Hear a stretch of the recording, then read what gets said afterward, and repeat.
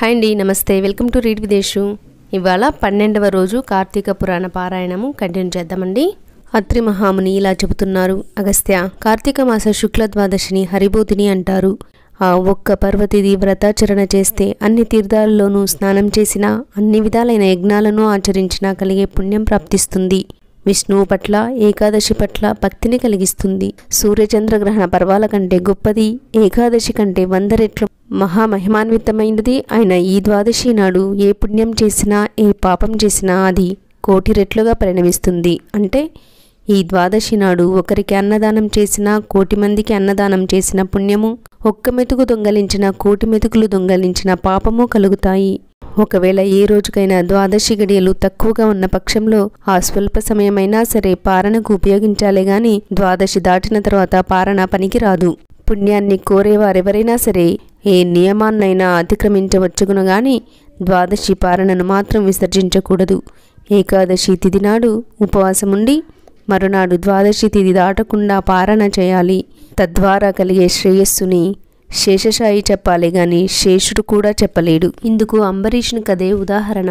ద్వాదశి వ్రతాచరణ తత్పరుడు పరమ భాగవతోత్తముడు అయిన అంబరీషుడనే మహారాజు ఒకానొక కార్తీక శుద్ధ ఏకాదశి నాడు ఉపవసించి మరునాడు ద్వాదశి గడియలు స్వల్పంగా ఉన్న కారణంగా తిథి దాటకుండానే పారణ చేయాలనుకున్నాడు.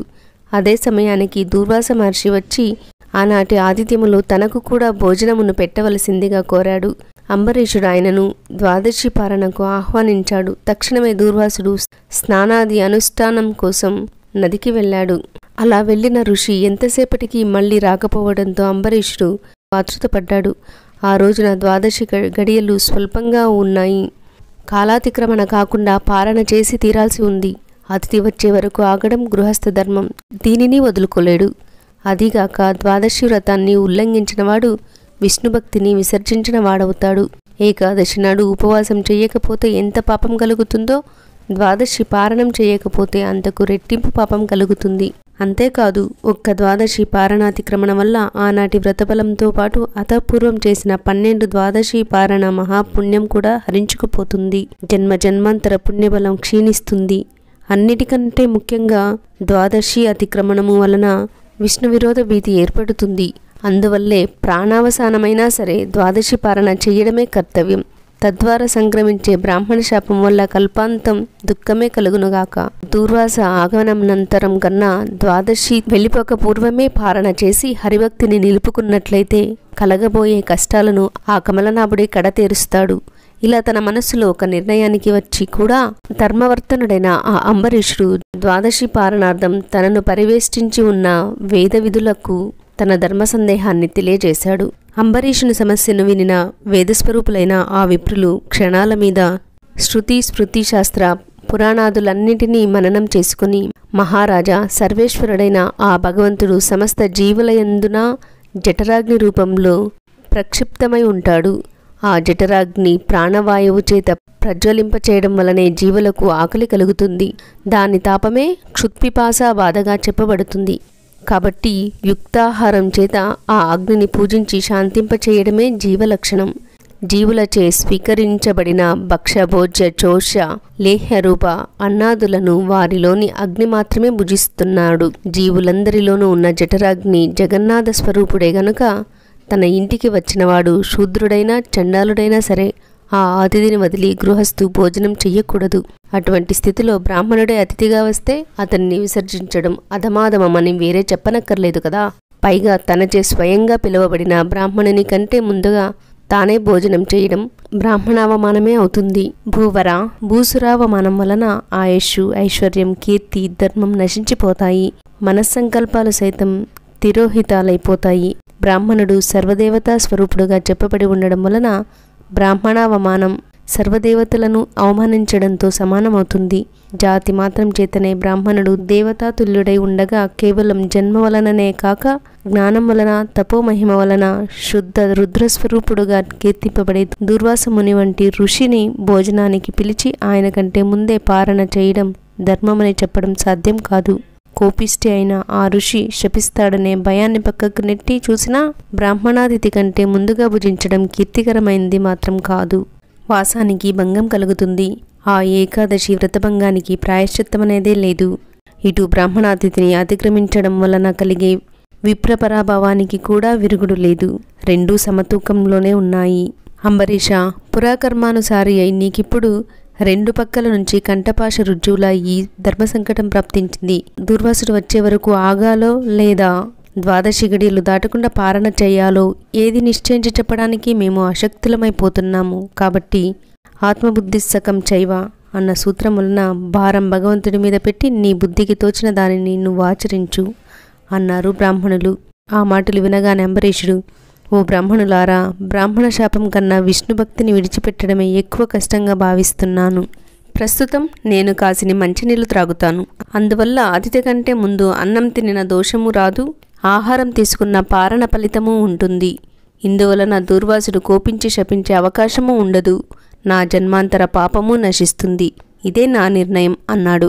అలా అంటూ వారి ఎదుటనే రవ్వంత జలపానం చేశాడు. నోటి దగ్గర నీటి పాత్రనింకా నేల మీద పెట్టనైనా లేదు. అదే సమయానికి అక్కడ అడుగు పెట్టాడు దూర్వాసుడు. చేతిలో జలపాత్రతో ఉన్న రాజును చూడగానే జరిగిందేమిటో గ్రహించేశాడు. చూపులతోనే కాల్చేస్తాడా అన్నట్టు చురచురా చూశాడు. మాటలతోనే మారణహోమం చేస్తున్నాడా అన్నట్టు, రే దురహంకారపూరిత రాజాదమా, అతిథినైనా నేను లేకుండానే ద్వాదశి పారణ చేస్తావా? స్నానం చెయ్యకుండా భోజనము చేసేవాడు మలభోజి అవుతాడు. పరునికి పెట్టకుండా తానొక్కడే తినేవాడు పాపభోక్త అవుతాడు. తాను ఆహ్వానించిన అతిథికి పెట్టకుండా ముందుగా తనే భోజనము చేసేవాడు అశుద్ధంలో పురుగు వలె మలాశీ అవుతాడు. పక్వమైనది గాని, ఫలం గాని, పత్రం గాని, నీళ్లు గాని భోజనార్థం భావించి సేవించినదేదైనా సరే అన్నంతో సమానమే అవుతుంది. అందువలన నీ చేత అంగీకృతుడనైన అతిథిని నేను రాకుండానే నాకంటే ముందుగా అన్న ప్రతినిధిగా జలపారణము చేశావు. బ్రాహ్మణ తిరస్కారివైన నువ్వు బ్రాహ్మణ ప్రియుడైన విష్ణువునకు భక్తుడివేలా అవుతావు? నీ పురోహితుడు చెప్పినట్లు కాకుండా మరో విధంగా ఆచరించే మదమోహితుడిలా ప్రవర్తించావు నువ్వు అన్నాడు దూర్వాసుడు. ఆ ఆగ్రహానికి భయకంపితుడైన అంబరీషుడు దోసిలి నొగ్గినవాడై, మునీంద్ర, నేను పాపినే, పరమ నీచుడనే, అయినా నిన్ను శరణు కోరుచున్నాను. నేను క్షత్రియుడను గనక ఏ అభిజాత అహంకారము వల్లనో తప్పునే చేశాను. కాని నువ్వు బ్రాహ్మణుడవైన కారణంగా శాంతాన్ని వహించు, నన్ను రక్షించు. నీ వంటి గొప్ప ఋషులు తప్ప మమ్మల్ని ఉద్ధరించే వాళ్ళెవరుంటారు అంటూ అతని పాదాల మీద పడి ప్రార్థించాడు. అయినా సరే దూర్వాసుని కోపం తగ్గలేదు. మణిమకుటాన్ని ధరించే ఆ అయోధ్యాపతి శిరస్సును తన ఎడమకాలితో తన్నివేశాడు. రవ్వంత ఎడంగా వెళ్ళి, ఎవరికైనా కోపం వచ్చినప్పుడు ప్రార్థిస్తే వాళ్ళు శాంతులవుతారు, కానీ నేనలాంటి వాణ్ణి కాదు. నాకు కోపం వస్తే శాపం పెట్టకుండా ఉండను. చేపగాను, తాబేలుగాను, పందిగాను, మరుగుజ్జువానిలాను, వికృతమైన ముఖం గలవాడుగాను, క్రూరుడైన బ్రాహ్మణునిగాను, జ్ఞానశూన్యుడైన క్షత్రియునిగాను, అధికారం లేని క్షత్రియునిగాను, దురాచార భూయిష్టమైన పాషండ మార్గవేదిగాను, నిర్దయాపూర్వక బ్రాహ్మణ హింసకుడవైన బ్రాహ్మణునిగాను 10 జన్మల గర్భ నరగాలను అనుభవించు అని శపించాడు. అప్పటికే బ్రాహ్మణ శాప భయంతో అవాక్కై ఉన్నాడు అంబరీషుడు. అయినా అతని ఆంతర్యంలో సుస్థిరుడై ఉన్న శ్రీ మహావిష్ణువు కల్పాంతర కాల లోక కళ్యాణార్థము బ్రాహ్మణ వాక్యాన్ని తిరస్కరించకూడదనే తన వ్రతం వల్ల ఆ 10 జన్మల శాపాన్ని తనే భరించదలచి కృష్ణామి అని ఊరుకున్నాడు. ఇన్ని శాపాలిస్తే కృష్ణామి అంటాడేమిటి రాజు, వీడికింకా పెద్ద శాపం ఇవ్వాలి అని మరోసారి నోరు తెరవబోయాడు దుర్వాసుడు. కాని సర్వజ్ఞుడైన శ్రీహరి దుర్వాసుని నోట ఇంకో శాపం వెలువడకుండానే భక్తుడైన అంబరీషుని రక్షణార్థంగా తన ఆయుధమైన సుదర్శనాన్ని వినియోగించడంతో అక్కడి పూజాస్థానంలో ఉన్న యంత్రాన్ని ఆవహించి జగదేక శరణ్యము జగదేక భీకరము అయిన సుదర్శన చక్రము రివ్వున దుర్వాసుని వంక కదిలింది. అచేతనాలైన పూజిత సంజ్ఞలలోంచి జడమైన విష్ణు చక్రం దివ్య కాంతి ప్రభాశోభితమై తన వంక కదిలి రావడాన్ని చూడగానే దుర్వాసుడు త్రుళ్ళిపడ్డాడు. ఆ చక్రానికి చిక్కకూడదని భూచక్రమంతా కూడా క్షణాల మీద పరిభ్రమించాడు. అయినా సుదర్శన మాతగాడిని తరుముతూనే ఉంది. భీతావహుడైన ఆ దూర్వాసుడు వశిష్ఠాది బ్రహ్మర్షులని, ఇంద్రాది అష్టదిక్పాలకులని, చిట్ట చివరికి శివబ్రహ్మలని కూడా శరణు కోరుకున్నాడు. కాని అతని వెనుకనే విహ్వల మహాగ్ని జ్వాలాయుతంగా వస్తున్న విష్ణుచక్రాన్ని చూసి ఎవరికి వారే తప్పుకున్నారే తప్ప విడిచి తెగించి ఎవరూ అభయాన్నియ్యలేదు. ఈ విధంగా ప్రాణభీతుడైన దూర్వాసుడు సంభవిత లోకాన్ని సంచరించి చిట్ట చివరగా చక్రపాణి అయిన విష్ణులోకాన్ని చేరాడు. హే బ్రాహ్మణ ప్రియ, మాధవ, మధుసూదన, కోటి సూర్యులతో సమానమైన శాంతిని వేడిని కలిగిన నీ సుదర్శన చక్రం నన్ను చంపడానికై వస్తూ ఉంది. బ్రాహ్మణ పాదముద్ర సుశోభిత మహోరస్కుడువైన నువ్వే నన్ని ఆపద నుండి కాపాడాలి అని ఘోషిస్తూ సర్వేశ్వరుడైన ఆ శ్రీహరినే శరణు కోరాడు. విలాసంగా నవ్వాడు విష్ణువు. దుర్వాస, ప్రపంచానికి నేను దైవాన్నైనా నాకు మాత్రం బ్రాహ్మణులే దైవాలు. కానీ నువ్వు సద్బ్రాహ్మణుడవు, రుద్రాంశ సంభూతుడవు అయి ఉండి కూడా అంబరీషుని అకారణంగా శపించావు. పారణకు వస్తానని చెప్పి స్నానార్థమై వెళ్ళిన నువ్వు సకాలానికి చేరుకోలేదు. ఆలస్యంగా రాదలుచుకున్నవాడివి నీకోసం ఎదురు చూడకుండా 12 గడియలు గతించిపోకుండా పారణ చేయడానికి అనుమతి కూడా ఇవ్వలేదు. 12 దాటిపోవడానికి కొన్ని క్షణాలు మాత్రమే వ్యవధి ఉన్న సమయంలో వ్రతభంగానికి భయపడి మంచినీళ్లు తీసుకున్నాడే గాని ఆకలితోనూ నిన్ను అవమానించాలనో కాదు.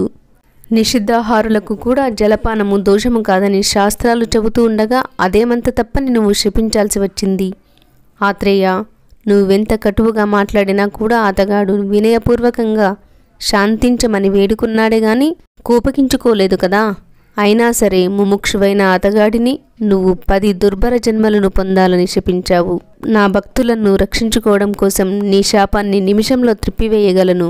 కానీ బ్రాహ్మణ వాక్యం వట్టిపోయిందనే లోకాపవాదం నీకు కలగకుండా ఉండడం కోసం ఆ భక్తుని హృదయంలో చేరి నీ శాపాన్ని సవినయంగా స్వీకరించిన వాడిని, నీ శాపాన్ని అనుగ్రహిస్తూ గృష్ణామి అన్నవాడిని నేనే గాని ఆ అంబరీషుడు మాత్రం కాదు.